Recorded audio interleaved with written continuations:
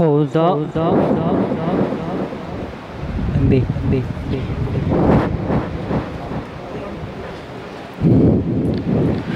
خدایا میں تجھے سب سے بڑا تسلیم کرتا ہوں، خدایا میں تجھے سب سے بڑا تسلیم کرتا ہوں، تہے دل سے تجھے سب سے بڑا تسلیم کرتا ہوں، تہے دل سے تجھے سب سے بڑا تسلیم کرتا ہوں،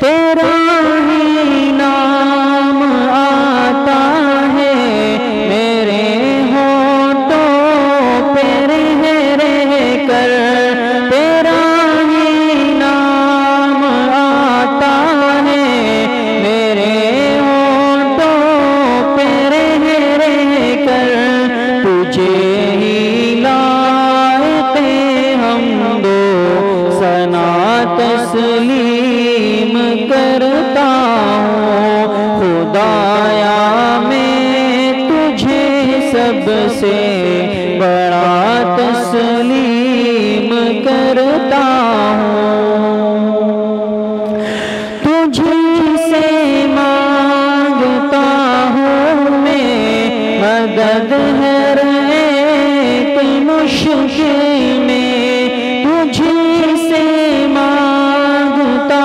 ہوں میں مدد ہر ایک مشکل میں، تجھی کو میں فقط مشکل کشا تسلیم کرتا ہوں، تہے دل سے تجھے سب سے بڑا تسلیم کرتا ہوں،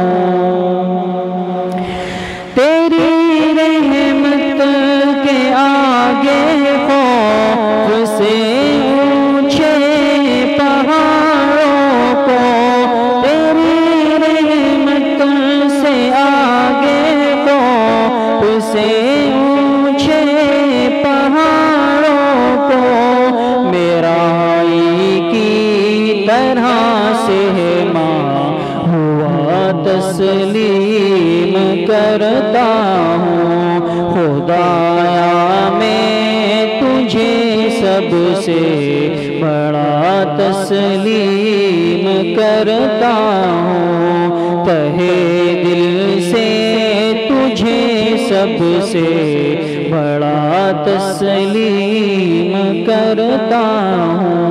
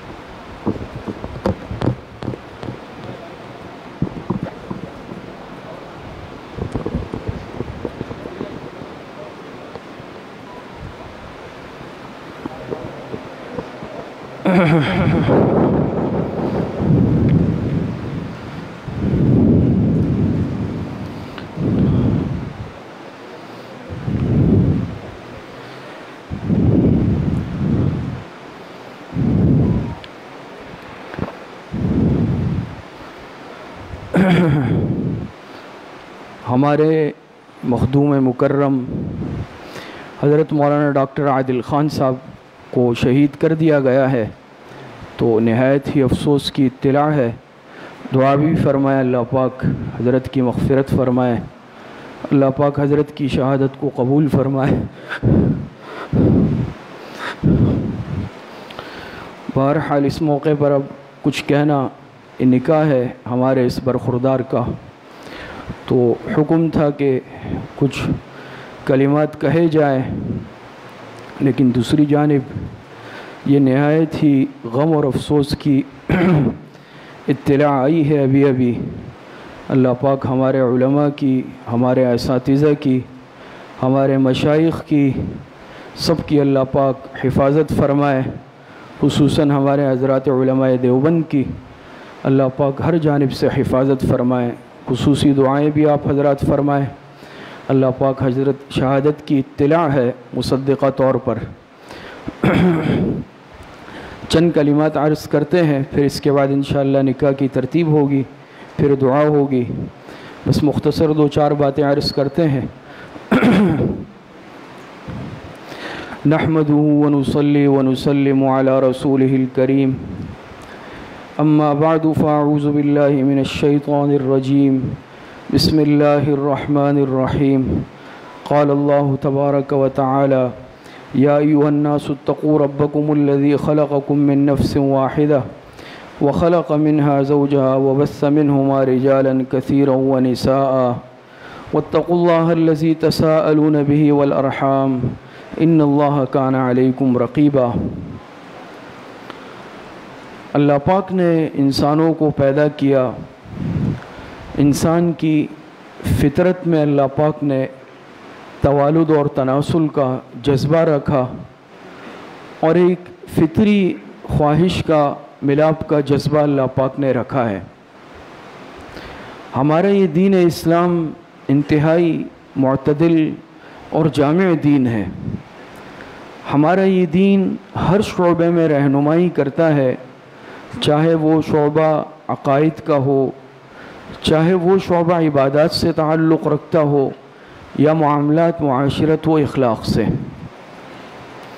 تو اسی ہمارے معاشرت میں انسان چونکہ مدنی الطبع ہے، مل جل کر رہتا ہے، اللہ پاک نے ہر انسان کے اندر ایک فطری خواہش رکھی ہے، اور یہ جذبہ اللہ پاک نے انبیاء میں بھی رکھا، صحابہ میں بھی رکھا، تابعین میں بھی رکھا، اور قیامت تک آنے والے ہر انسان میں رکھا ہے، مرد اور عورت میں۔ پھر اس کا راستہ شریعت نے کیا بتایا؟ اس کا راستہ ہے کہ انسان مرد اور عورت نکاح کر لیں۔ دوسرے بھی مذاہب اور ادیان ہے، جیسے آپ عیسائیت کو دیکھ لیں، عیسائیت میں رہبانیت ہے، لیکن اسلام میں، دین اسلام میں رہبانیت نہیں ہے۔ حدیث مبارکہ میں حضور علیہ السلام نے ارشاد فرمایا: لا رہبانیت فی الاسلام۔ عیسائیت میں یہ تصور ہے کہ اگر اللہ پاک کا قرب حاصل کرنا ہے تو فطری جو خواہشات ہیں اس کو کچلنا ہوگا، اس کو ختم کرنا ہوگا۔ تو عیسائیت میں کیا ترتیب تھی کہ وہ نکاح سے دور رہتے تھے، کہتے بھئی اگر اللہ پاک کا قرب حاصل کرنا ہے تو یہ نکاح اور جنسی تسکین یہ اس کے راستے میں رکاوٹ ہے، یہ تو اچھی بات نہیں ہے۔ تو اس میں کیا ہوا کہ وہ نکاح سے دور رہنے لگے۔ لیکن یاد رکھیں یہ ایک فطرت سے بغاوت ہے۔ اللہ پاک نے ایک فطری جذبہ رکھا ہے نا، اس کا راستہ انسان روکے گا تو یاد رکھے وہ جذبہ غلط راستہ اختیار کرے گا۔ تو جب دنیا عیسائیت نے اس جذبے کو روکنے کی کوشش کی، یہ تو فطرت سے بغاوت تھی۔ آپ کو معلوم ہوگا نا، ان کے جو مذہبی ہوتے ہیں راہب کہلاتے ہیں، ان کے جو عالم ہیں یا مذہبی رہنما وہ راہب کہلاتے ہیں، اور خواتین میں جو ہوتی ہے وہ نن کہلاتی ہے، نن اس کو کہتے ہیں۔ یہ نکاح نہیں کرتے، یہ نکاح سے دور رہتے تھے، لیکن ظاہری بات ہے انسان کے اندر ایک خواہش ہے، ایک جذبہ ہے، اور یہ انسانی فطرت ہے۔ انسان جس چیز کو جتنا روکتا ہے وہ اور اتنا زیادہ طاقت کے ساتھ ابھرتا ہے۔ اس کا نتیجہ بدکاری کی صورت میں ظاہر ہوا، اس کا نتیجہ زنا کی صورت میں ظاہر ہوا۔ انہوں نے ایک فطرت کا راستہ روکنے کی کوشش کی، تو اس کا نتیجہ کیا ہوا؟ اس کا نتیجہ ہوا کہ غلط تعلقات قائم کیے گئے۔ اور ہمارا دین اسلام کتنا محفوظ اور پاکیزہ دین ہے، جذبے کو روکا نہیں، ختم نہیں کیا۔ آپ علیہ السلام کی حیات طیبہ ہمارے سامنے ہے. حضور علیہ السلام نے نکاح فرمائے اور فرمایا النکاح من سنتی فمن رغب عن سنتی فلیس منی او کما قال علیہ السلام. خدا علیہ السلام نے نکاح بھی فرمائے, آپ نے حلال تجارت بھی فرمائی, اور اسی طریقے سے آپ کی ایک گھریلو مستقل زندگی, اس کا ایک مستقل باب ہے. گھریلو زندگی آپ کی حیات کا مستقل حصہ ہے, وہ بھی محفوظ ہے. میاں بیوی کے تعلق کیسے ہو, شوہر کے ذمے بیوی کے کیا حقوق, بیوی کے ذمے شوہر کے کیا حقوق, پھر اولاد ہو تو اولاد کے کیا حقوق, اولاد کے ذمے ماں باپ کے کیا حقوق. تو میں عرض کر رہا تھا کہ اس کا نتیجہ کیا ہوا جب انہوں نے فطرت کا راستہ روکا, اس کا نتیجہ بدکاری کی صورت میں ظاہر ہوا.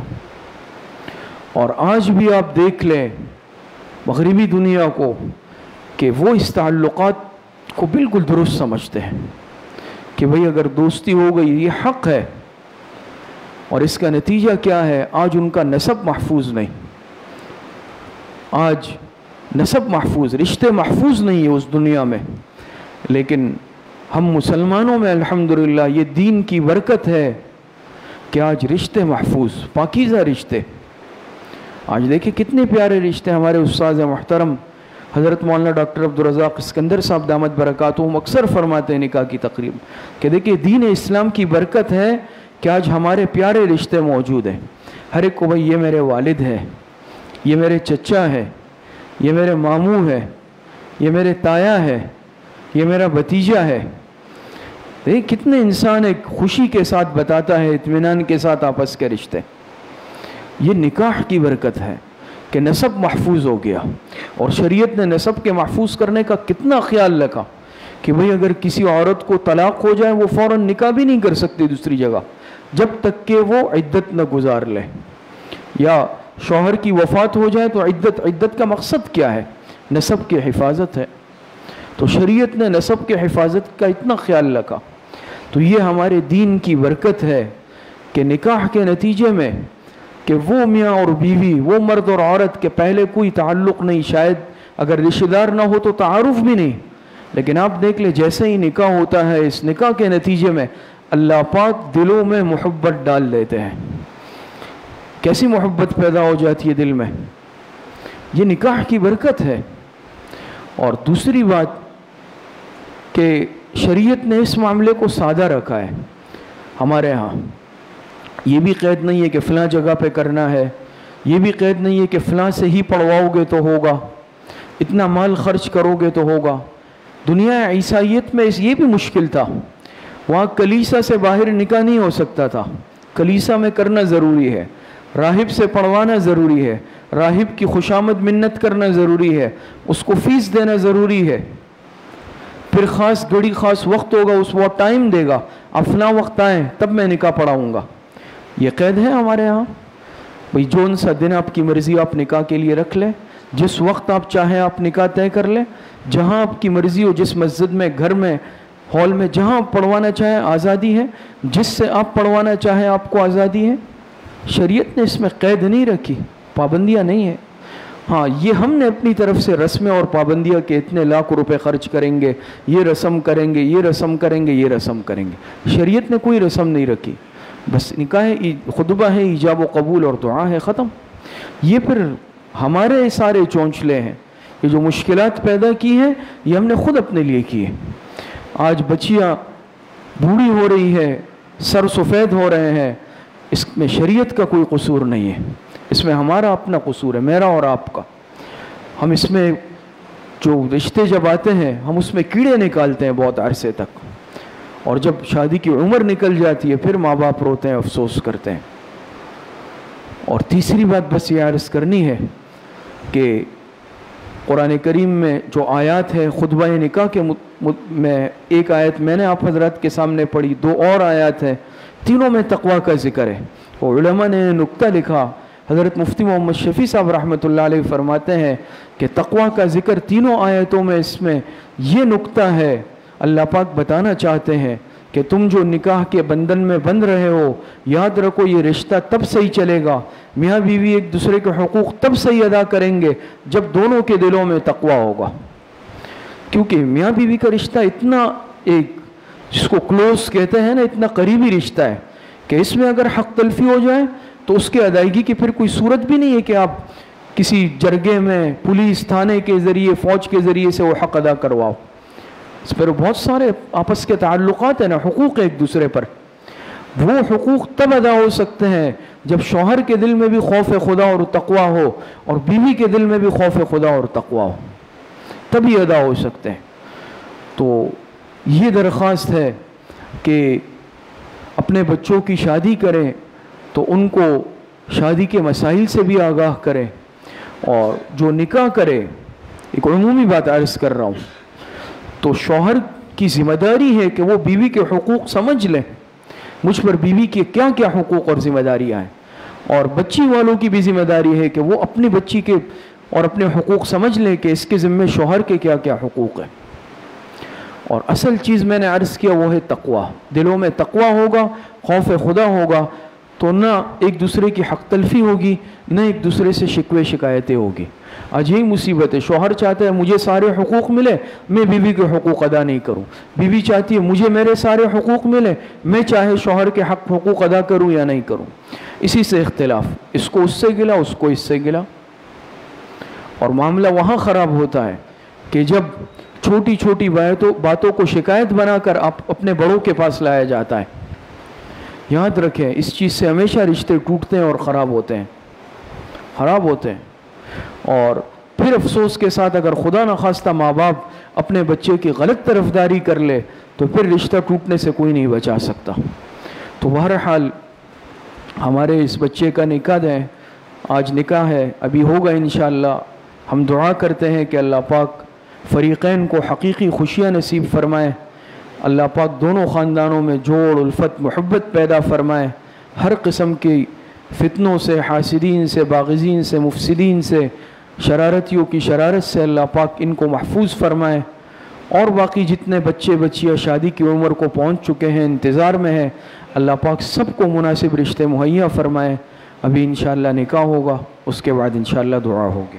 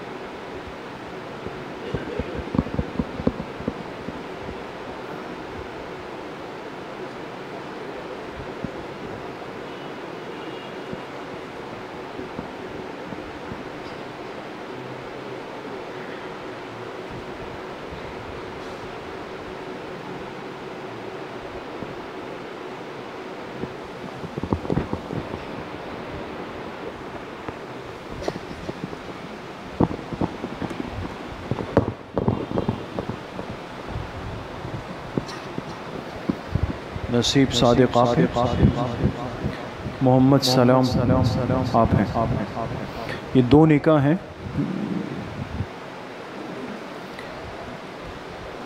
الحمد لله نحمده ونستعينه ونستغفره ونؤمن به ونتوكل عليه ونعوذ بالله من شرور أنفسنا ومن سيئات أعمالنا من يهده الله فلا مضل له ومن يضلل فلا هادي له ونشهد أن لا إله إلا الله وحده لا شريك له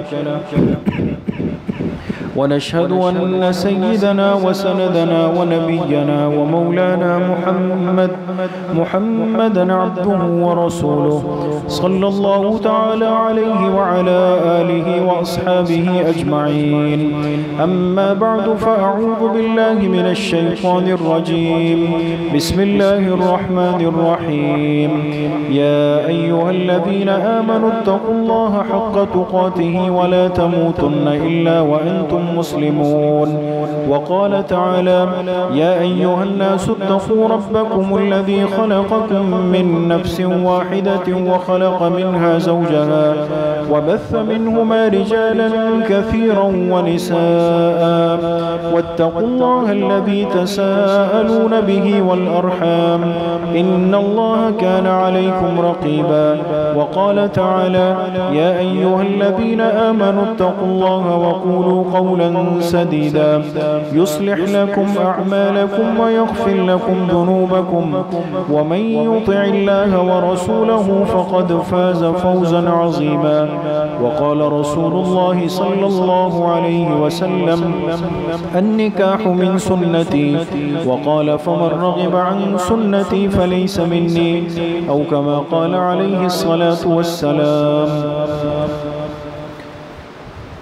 نصیب صادق صاحب، آپ نے یہ بچی زیتون النساء جو کہ صاحبزادی ہے عبد الکریم صاحب کی، ان کو بعوض حق مہر 60,000 روپے جو سونے کی شکل میں ہے اور کل مؤجل عند طلب ہے، یعنی جب بچی مطالبہ کرے ان کو دے دی جائے گی. ان گواہوں کی موجودگی میں آپ نے ان کا نکاح عتیق الرحمن جو کہ صاحبزادے ہیں قیمت خان صاحب کے، آپ نے ان کے عقد نکاح میں دی ہے. عتیق الرحمن صاحب، آپ نے یہ بچی زیتون النساء جو کہ صاحبزادی ہے عبد الکریم صاحب کی، ان کو بعوض حق مہر 60,000 روپے جو بشکل سونا ہے اور کل مہر مؤجل عند طلب ہے، ان گواہوں کی موجودگی میں آپ نے زیتون النساء کو اپنے عقد نکاح میں قبول کیا ہے. بارک اللہ لکما و بارک علیکما و جمع بینکما فی خیر. دوسرے دلہا یہ محمد سلام صاحب، آپ نے یہ بچی حفصہ جو کہ صاحبزادی ہے رقیب خان صاحب کی، ان کو بعوض حق مہر 60,000 روپے جو بشکل سونا ہے اور کل مہر مؤجل عند طلب ہے، ان گواہوں کی موجودگی میں آپ نے ان کا نکاح مقیب الرحمن جو کہ صاحبزادے ہیں قیمت خان صاحب کے، آپ نے ان کے عقد نکاح میں دی ہے. مقیب الرحمن صاحب، آپ نے یہ حفصہ جو کہ صاحبزادی ہے رقیب خان صاحب کی، ان کو بعوض حق مہر 60,000 روپے جو بشکل سونا ہے اور کل مہر مؤجل عند طلب ہے، ان گواہوں کی موجودگی میں آپ نے حفصہ بنت رقیب خان کو اپنے عقد نکاح میں قبول کیا ہے. بارک اللہ لکما و بارک علیکما و جمع بینکما.